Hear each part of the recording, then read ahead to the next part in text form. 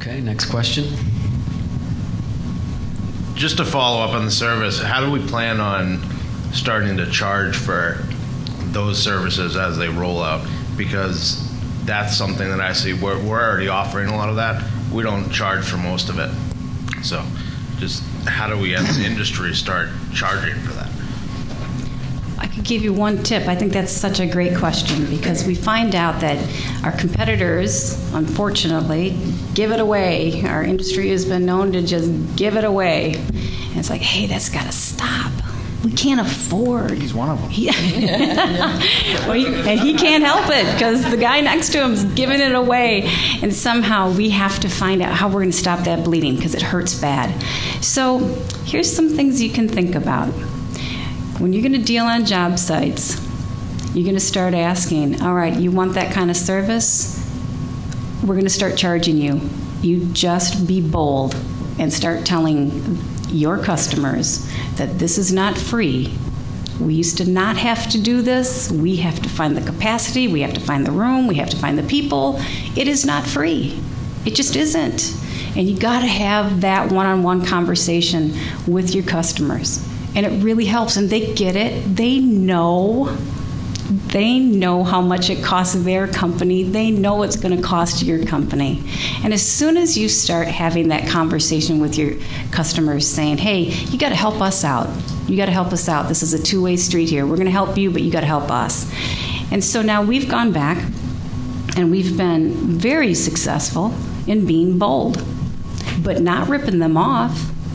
Making them understand exactly what our overhead is. We also go to different sources, and we will get, if we want to outsource a certain service instead of doing it ourselves, we try to determine what is more cost effective, what can we really handle well, and what should we have a service do because they're better than us.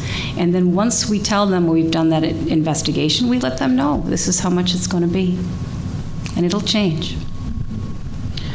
I'd like to add to that because we are on the same page. I'm sure everyone in this room is on that same page. How do we get the value of the services that we charge? And we've been doing customer advisory councils for several years, and we've broken them into different types and sizes of customers. And 2 weeks ago, we had a customer advisory council with some of our large contractors. And when I opened the conversation and welcomed everybody, I did talk about the bottom line. And I have shown, and they know, this group that we work with now, they see how a distributor puts money to the bottom line. But what I said to them is, I'm not sure that we, as your supplier, understand how does your bottom line get hit. Because other than price, I mean, we could talk about price and get it to what? To zero? I mean, there has to be something else other than the price of the product that we as your supplier can do that adds value that you're willing to pay for.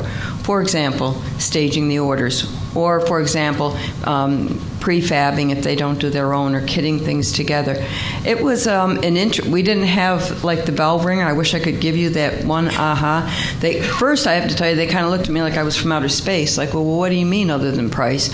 But it's starting that conversation that really, I think, triggers the give and take of ideas and suggestions. So you might want to, I mean, sometimes one-on-one is good, but oftentimes in a group setting you have more people that are willing to open up and share ideas. Sandy, that's a great, just want to tag on to the question and some of the comments. From an association standpoint, one of our Eastern Region Council members, George Vorwick, with United Electric Supply, he's certainly very passionate about this very topic, selling services. How do we change the mindset, the models that we've operated in 30, 40, 60, 70 years? How do we kind of go down that path? So I guess the Eastern Region last November is kind of when we started kicking off this conversation. We have a dedicated group, task force, that's looking at the whole selling services concept. So I would encourage anyone in the audience, your companies are certainly more than welcome to join this group.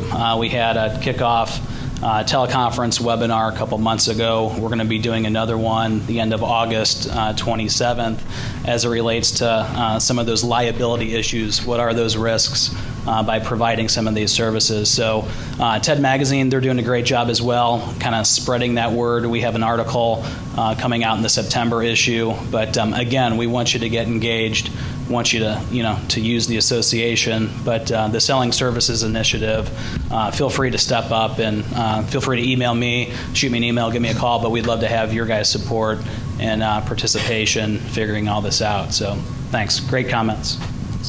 If I could just add a few comments. To answer your question, I don't think we have any idea. I wish we knew.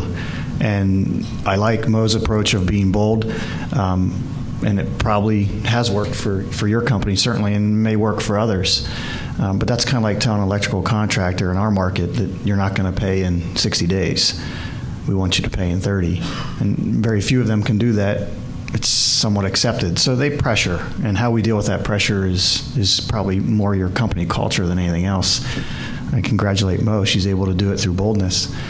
At our company, we took a different spin.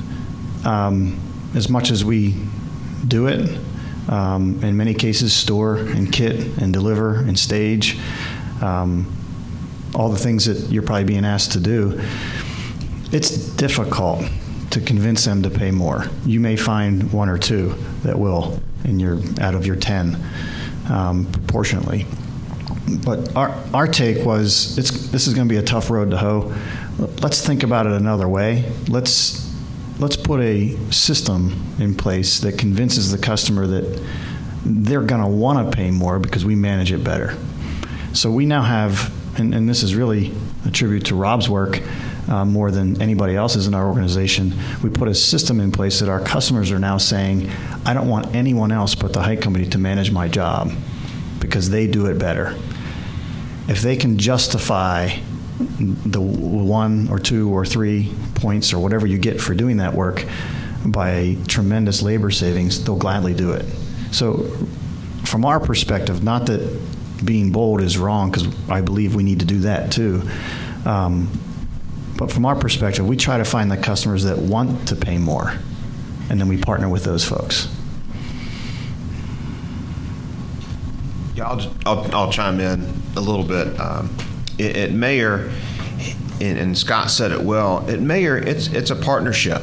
The way you're able to do this, and it's now part of our strategy of how we go after our customers, whether it really doesn't matter what vertical that they're in.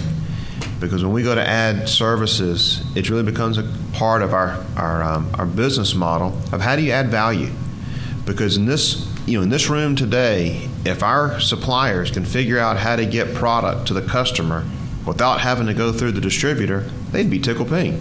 All the suppliers in here, y'all look around. So, but they can't move product that fast, and they don't want to collect the money from the customer. So we serve a very important part of the economy. But you go into a contractor, you've got to add value, and it really becomes to what value do you add? Do you have the resources to do it? Then it becomes, and like Scott said, well, it's a system. Not every customer, you need to segregate your customers of which ones you want to sell this to, because certain customers are going to be the ones you're going to ride, those horses you're going to ride in the long run, and those are the ones you want to partner with. And as jobs are happening around in your market, you want to be able to give the right resources to those contractors or those industrials. So if you put a trailer on site, you put a manned trailer on site, and you do the extra services, you provide a partnership and a value to them. And you got to prove to them along the way of why are you doing what you're doing, and will it save them time, cost, and money. And when you're able to do that, and not every contractor or not every industrial is going to understand that. There are folks out there who just buy on price, and you've got to segregate your business and make a business decision whether you're going to do it or not.